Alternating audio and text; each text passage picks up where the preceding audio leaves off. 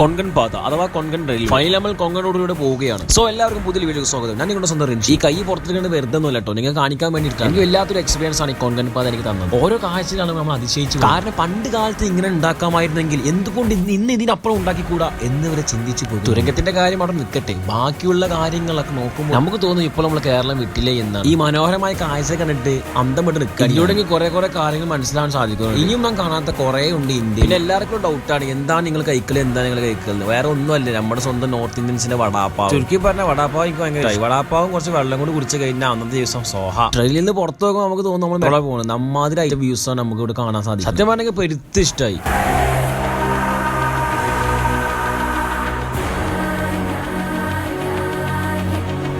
ഇത്രയും കണ്ടാൽ നിങ്ങൾക്ക് ഇഷ്ടമായെങ്കിൽ പിന്നെ എനിക്ക് അങ്ങനെ ഇഷ്ടമായിരിക്കും. അത്രയും വലിയ ഫോറസ്റ്റിലൂടെയാണ് നമ്മൾ ഈ യാത്ര. ഒന്നാമത്തെ ഈ ട്രാക്കിൽ ഒറ്റ ട്രാക്കേ ഉള്ളൂ, അതായത് 2 ട്രാക്കില്ല. അതുകൊണ്ട് ഭയങ്കര സ്പീഡിലാണ് ട്രെയിൻ പോയിരുന്നത്. ബാക്കി നാളെ